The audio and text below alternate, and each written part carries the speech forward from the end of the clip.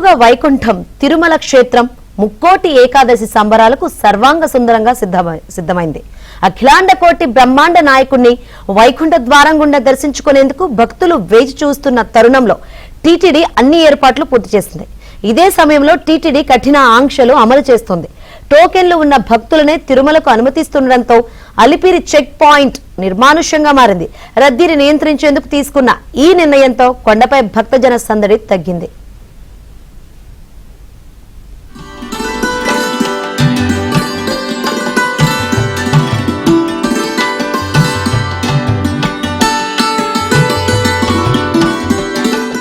ఇలా వైకుంఠంగా పేరుగాంచిన తిరుమల పుణ్యక్షేత్రం మరో అద్భుత ఘట్టానికి వేదిక కానుంది.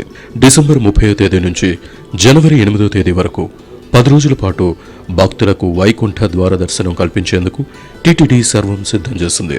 వెంకటాచల మహత్యం ప్రకారం దక్షిణాయనంలోని ధనుర్మాసం దేవతలకు బ్రహ్మముహూర్త కాలమని, ఈ సమయంలో వచ్చే ఏకాదశి నాడు వైకుంఠ ద్వారాన్ని దర్శించుకుంటే మోక్షం సిద్ధిస్తుందని భక్తుల ప్రగాఢ విశ్వాసం. అందుకే ఏటా ఈ పర్వదినం వేళ సామాన్య భక్తులతో పాటు వీఐపీలు కూడా భారీ సంఖ్యలో తిరుమలకు పోటెత్తుతారు. ఈ ముక్కోటి దేవతలు ఈ వైకుంఠ ఏకాదశి పర్వదినం రోజునే స్వామివారిని దర్శించుకుంటారని, అందుకే ఇది ముక్కోటి ఏకాదశి, వైకుంఠ ఏకాదశి అని పేరు వచ్చింది. ఈ 24 ఏకాదశిల్లో ఈ యొక్క ఏకాదశి రోజునే స్వామివారు ఉత్తాన ఏకాదశిని కార్తీక మాసంలో స్వామివారు నిద్రలేస్తారు. ఈ వైకుంఠ ఏకాదశి రోజున స్వామివారు భక్తులందరికీ, ముక్కోటి దేవతలందరికీ కూడా వైకుంఠంలో దర్శనాన్ని ప్రసాదిస్తారు. కాబట్టి వైష్ణవ క్షేత్రాల్లో అంతా కూడా విశేష సంఖ్యలో భక్తులు స్వామివారిని దర్శించుకొని స్వామివారి యొక్క పరిపూర్ణ అనుగ్రహాన్ని పొందుతూ ఉంటారు.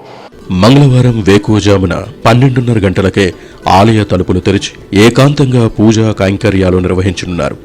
అనంతరం తెల్లవారుజామున 2:30 గంటలకే దర్శనాలను ప్రారంభించేలా అధికారులు ప్రణాళికలు సిద్ధం చేశారు. శ్రీవారి ఆలయంలో ప్రత్యేకంగా ఉత్తర ద్వారం లేనప్పటికీ ఆనంద నిలయం చుట్టూ ఉన్న గర్భాలయ ప్రాకారాన్నే వైకుంఠ ద్వారంగా పరిగణిస్తారు.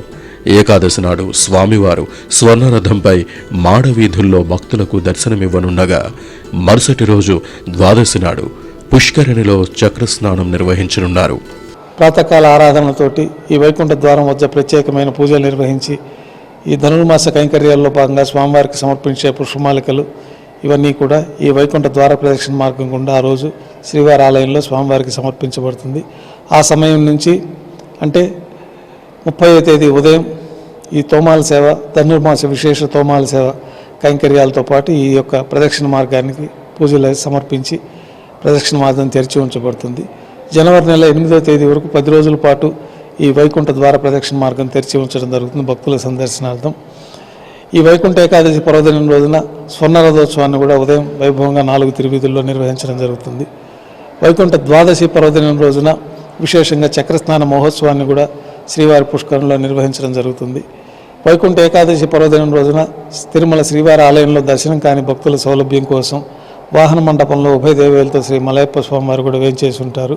వారిని కూడా దర్శించుకోవచ్చు.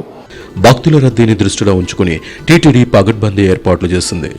12 టన్నుల అపురూపమైన పుష్పాలు, పండ్లతో ఆలయ పరిసరాలను శోభాయమానంగా తీర్చిదిద్దారు. విద్యుత్ దీపాల కాంతులతో సప్తగిరులు దేదీప్యమానంగా వెలిగిపోతున్నాయి. ఈ 10 రోజుల్లో సుమారు 8 లక్షల మందికి దర్శనం కల్పించాలనే లక్ష్యంతో టీటీడీ ఉంది. ఇప్పటికే మొదటి 3 రోజులకు సంబంధించి 1.89 లక్షల టోకెన్లను ఆన్లైన్ లక్కీ డిప్ ద్వారా జారీ చేశారు. టోకెన్లున్న భక్తులు తమకు కేటాయించిన సమయానికి వస్తే కేవలం 2 గంటల్లోనే దర్శనం పూర్తయ్యేలా క్యూ లైన్లను క్రమబద్ధీకరించారు.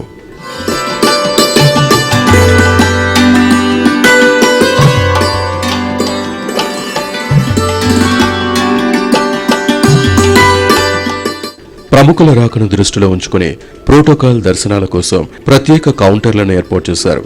సుప్రీంకోర్టు, హైకోర్టు న్యాయమూర్తులు, కేంద్ర రాష్ట్ర మంత్రులు, ప్రజాప్రతినిధులు పెద్ద సంఖ్యలో వస్తూ ఉండడంతో వారికి ఎటువంటి ఇబ్బందులు కలగకుండా వసతి, టికెట్ల జారీలో జాగ్రత్తలు తీసుకుంటున్నారు. అయితే ఎక్కువ మంది సామాన్య భక్తులకు అవకాశం కల్పించేందుకు వీఐపీలకు హారతి లేని లఘు దర్శనం మాత్రమే కల్పించనున్నారు. అలాగే ఈ 10 రోజుల పాటు అన్ని రకాల ఆర్జిత సేవలు, ప్రత్యేక దర్శనాలను రద్దు చేస్తూ అధికారులు నిర్ణయం తీసుకున్నారు. మొత్తంగా ఎక్కడా ఎటువంటి అవాంఛనీయ సంఘటనలు జరగకుండా ప్రతి భక్తుడికి సంతృప్తికరంగా దర్శనం కల్పించడమే ధ్యేయంగా టీటీడీ యంత్రాంగం శ్రమిస్తోంది.